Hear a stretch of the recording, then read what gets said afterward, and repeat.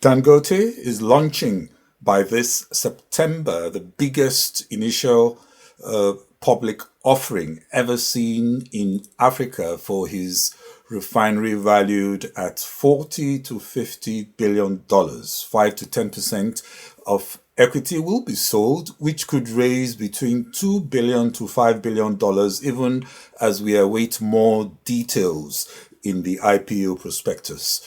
The plan is to expand to 1.4 million barrels per day refinery, that's crude coming into the refinery, in 3 years from 650,000 barrels per day, a plant now at full operational capacity.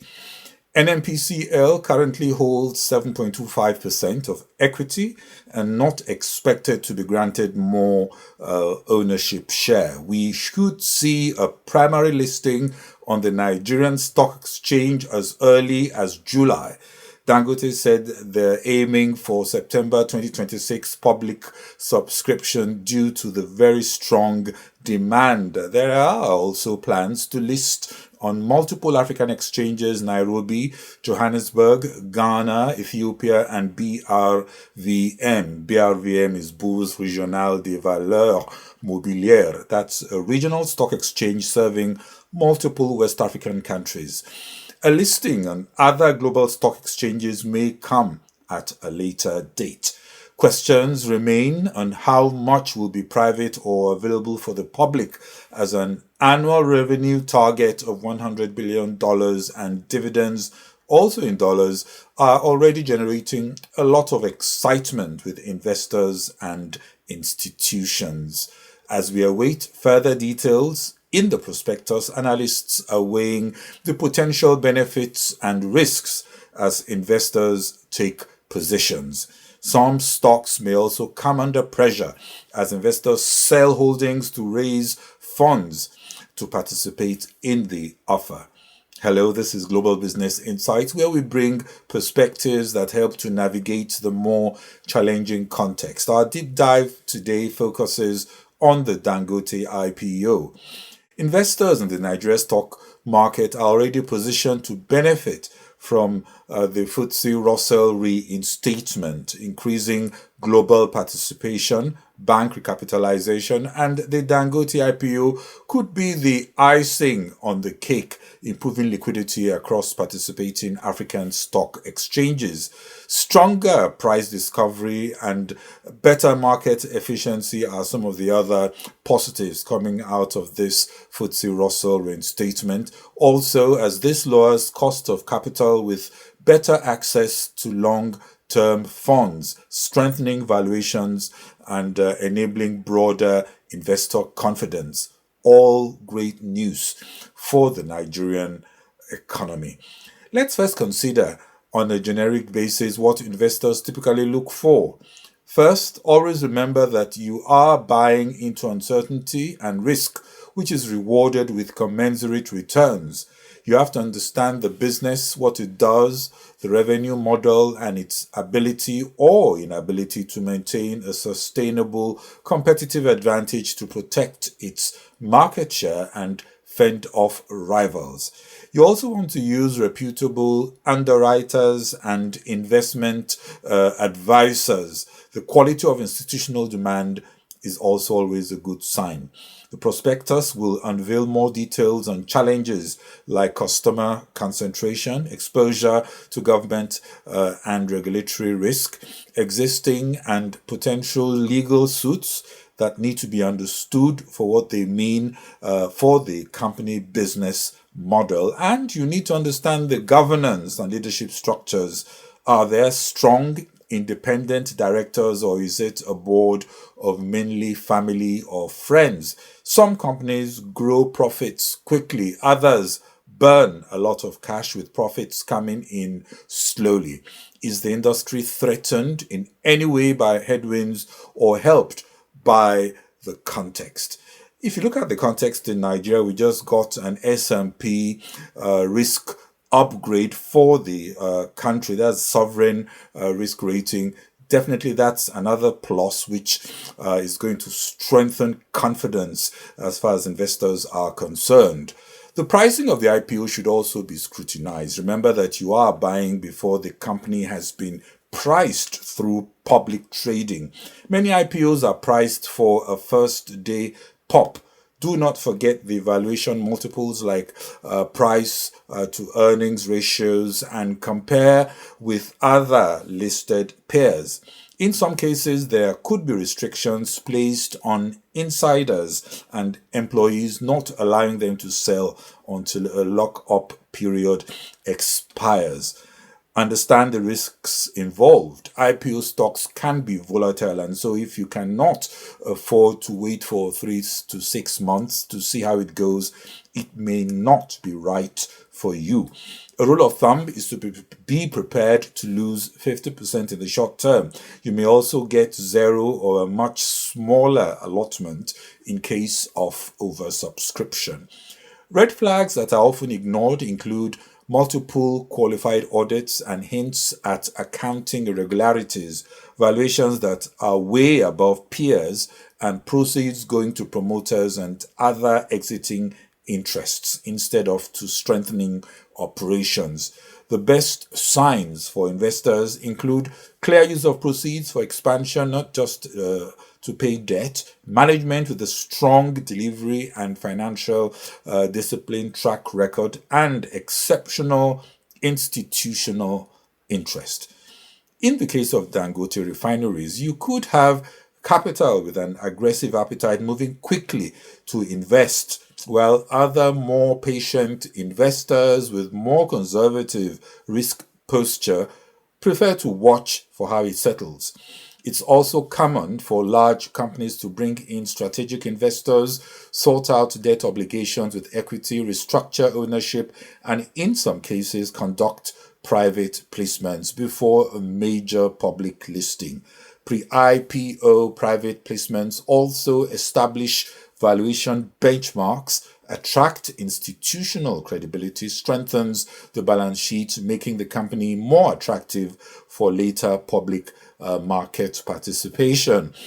According to Aliko, the Dangote Refinery IPO potential private placement alone has requests of nearly $2 billion before the public offer even opens.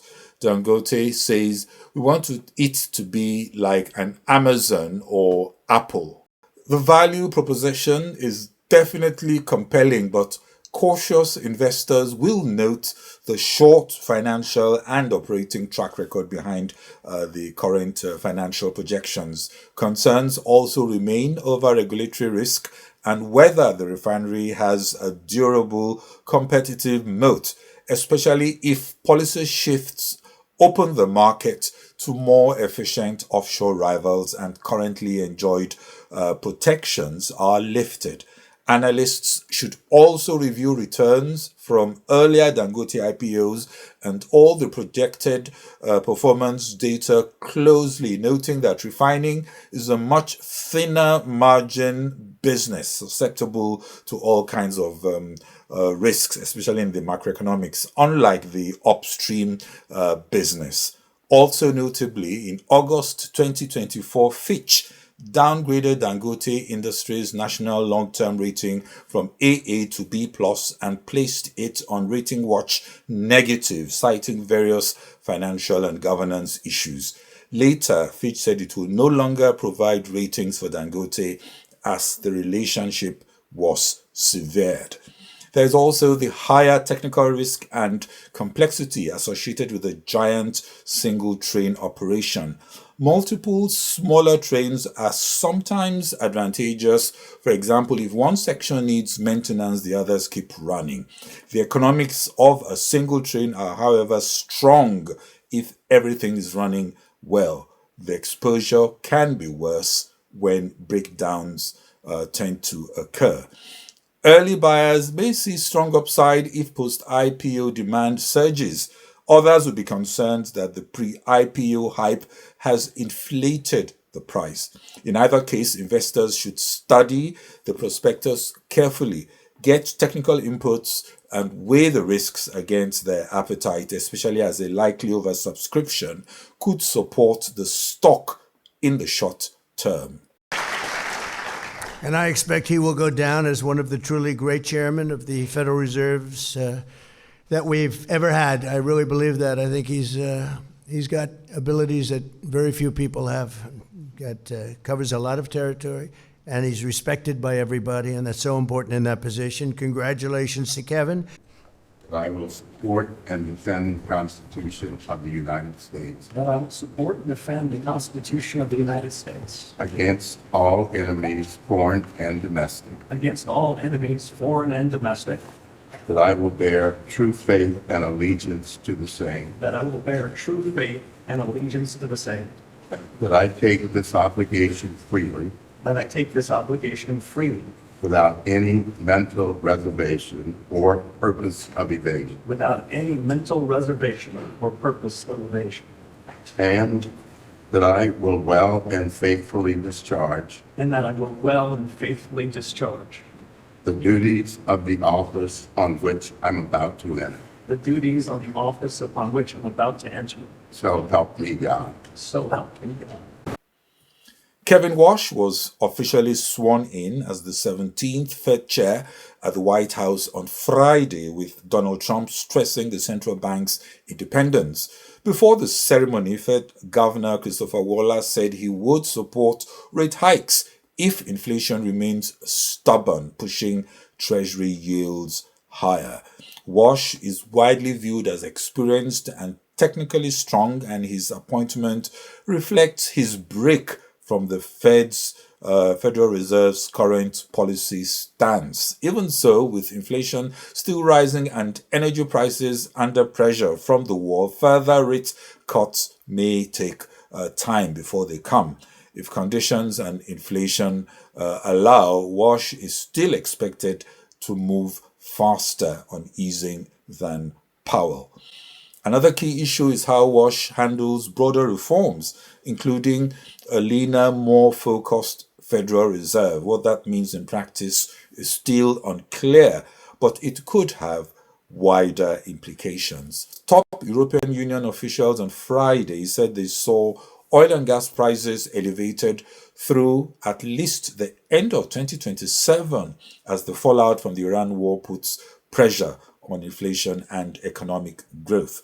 At a meeting of Eurozone finance ministers in Cyprus, EU Economic Commissioner Valdis Dombrovskis said higher energy costs could drive inflation to 3.1% this year and 2.4% in 2027, above the bloc's earlier forecast of 1.9% for this year. Analysts are also watching another IPO. This time it's Elon Musk's SPACEX plans to go public, with shares set to trade on the US stock exchange.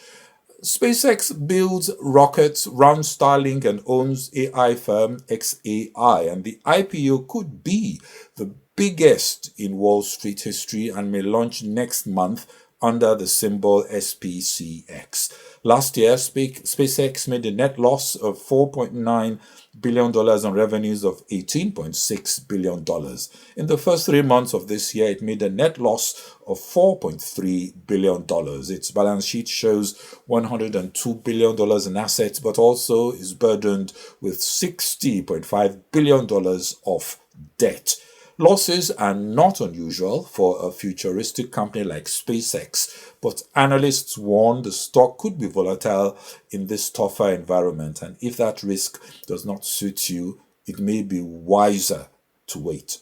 Finally, on markets, the Dow ended the week up 0.6% on Friday, a record high close. The S&P 500 and the Nasdaq indices have also been buoyed by AI enthusiasm, supported by corporate earnings results amid the uncertainty around negotiation towards peace in Iran. Well, that's it for today's episode of Global Business Insights. We're now on Spotify, Apple Podcasts, and all major podcast platforms. So be sure to follow and share. This is Bode Oshosami. Thanks for listening, and we'll see you next time. Don't forget to please hit the notification button. Bye-bye.